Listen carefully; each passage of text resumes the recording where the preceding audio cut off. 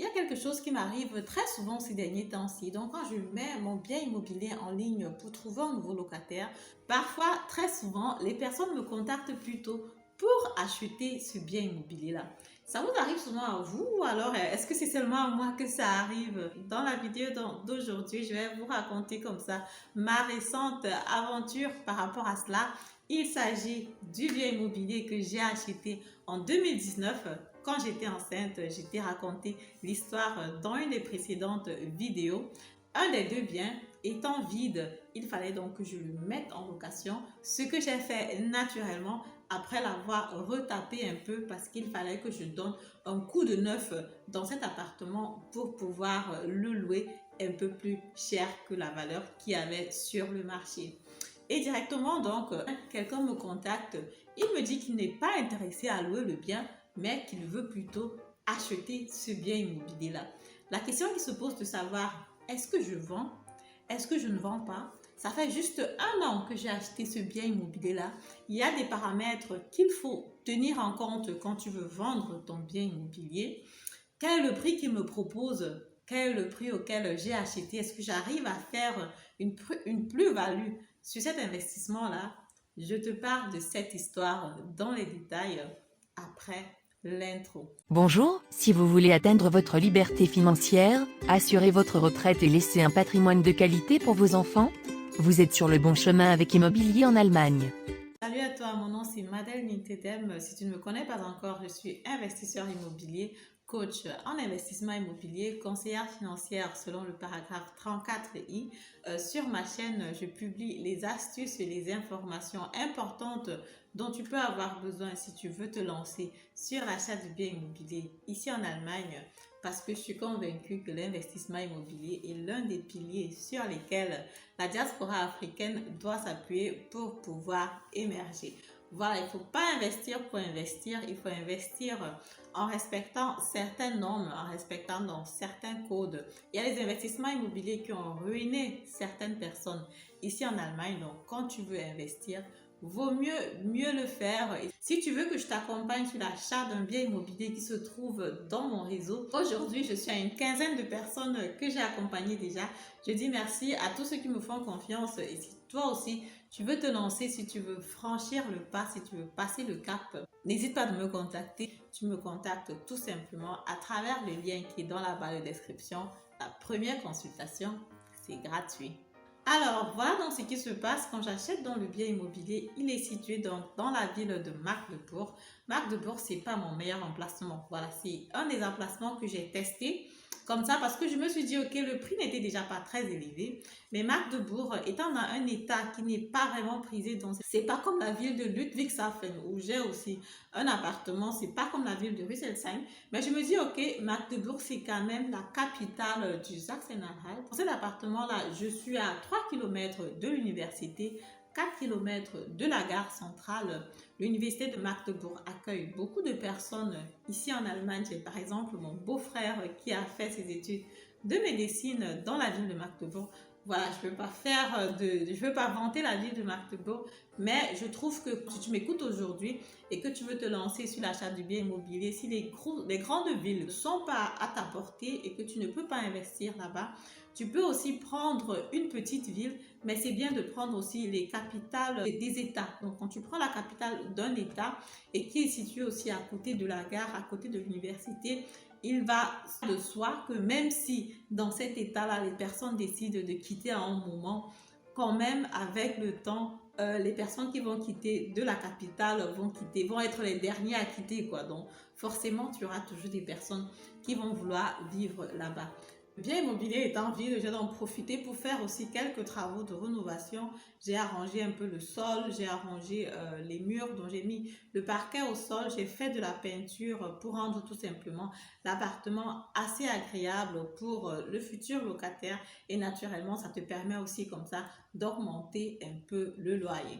L'appartement, il a 4 pièces, environ 75 mètres carrés. C'est un appartement que tu peux faire louer aux étudiants, ce qui est déjà très bien, mais que tu peux aussi faire louer à une famille parce que tu as un espace de jeu qui n'est pas loin de là. Tu as un centre commercial qui est juste à côté et comme je dis tout à l'heure, Tu as l'université aussi qui est non loin de là. La possibilité aussi de faire du Airbnb là-bas parce que l'appartement étant vide au départ, j'avais beaucoup de flexibilité.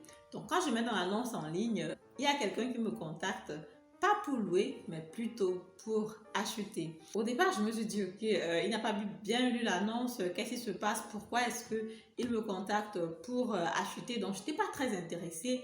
J'ai essayé plutôt de lui raconter un truc et de lui dire non, je veux plutôt faire de l'appartement. Donc, je ne suis pas intéressée par la vente du bien immobilier. Donc, je laisse couler parce que là, j'ai acheté l'appartement. Comme je vous raconte dans la vidéo, j'étais donc chez le notaire en 2019, en décembre. La passation de service, donc jusqu'à ce que le titre foncier sorte, le paiement s'effectue à la banque et tout le reste. En février, donc j'ai reçu les clés du vendeur. J'avais dans la possibilité de faire dans les petites rénovations que j'ai fait jusqu'à avril.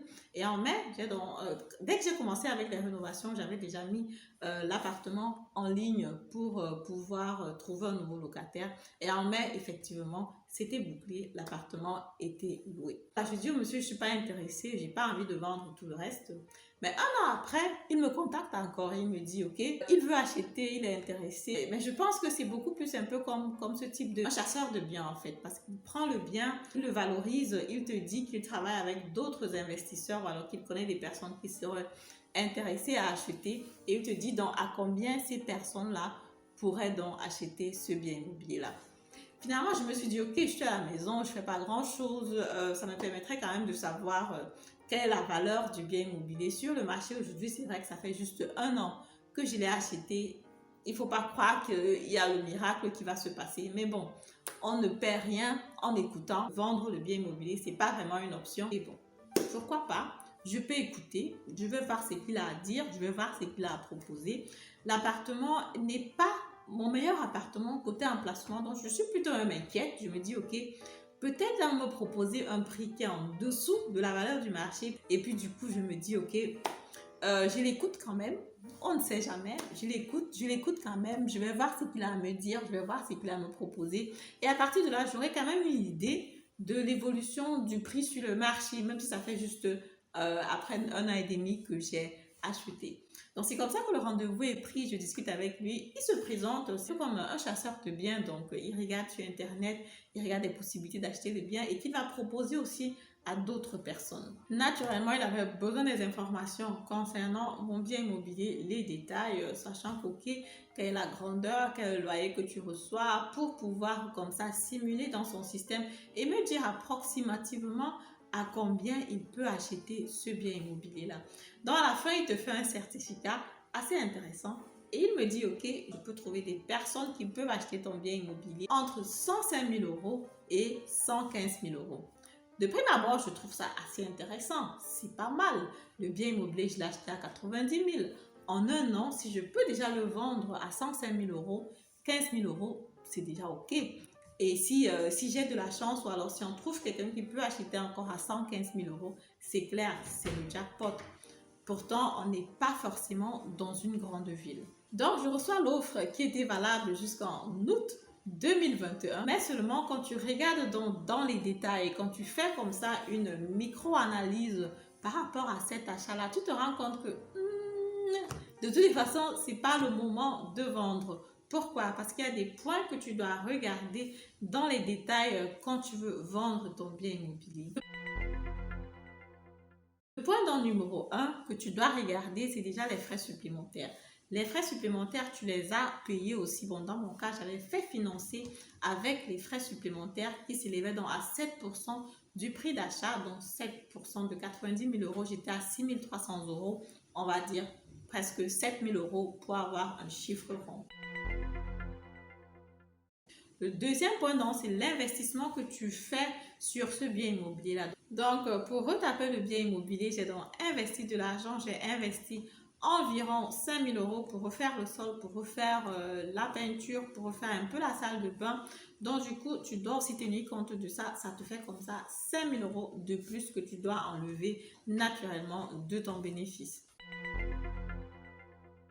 Le troisième point à ne pas négliger, c'est donc comme ça la sanction que tu vas devoir payer à la banque parce qu'effectivement, tu as pris un crédit certainement pendant une période fixe de 10 ans ou alors même de 15 ans parfois. Et puis la banque attend cet argent-là en fait. La banque se dit que tu vas payer cet argent-là pendant minimum 10 ans.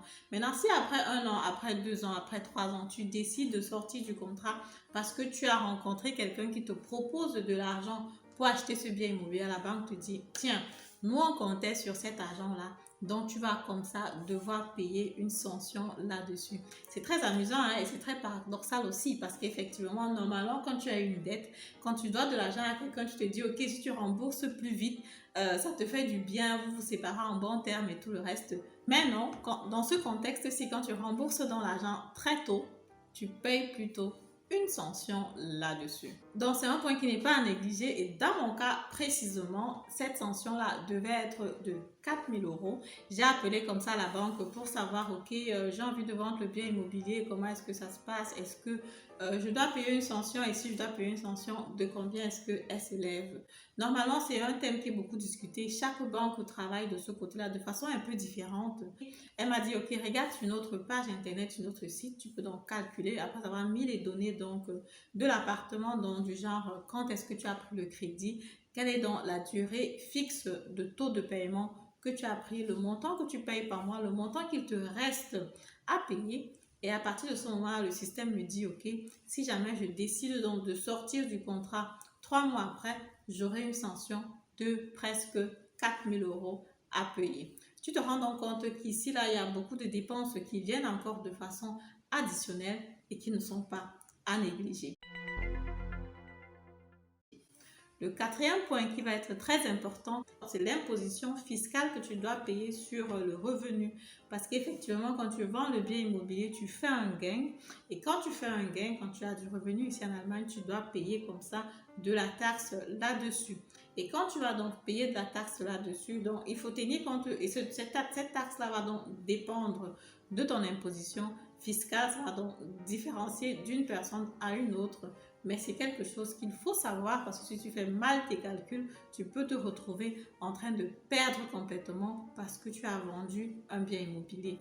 C'est vrai que je m'amusais seulement, voilà, je voulais juste voir quelle était la valeur du bien immobilier, c'est qu'elle me fait comme proposition. J'étais assez satisfaite donc de la proposition parce qu'effectivement, ça faisait juste 1 an que j'ai acheté.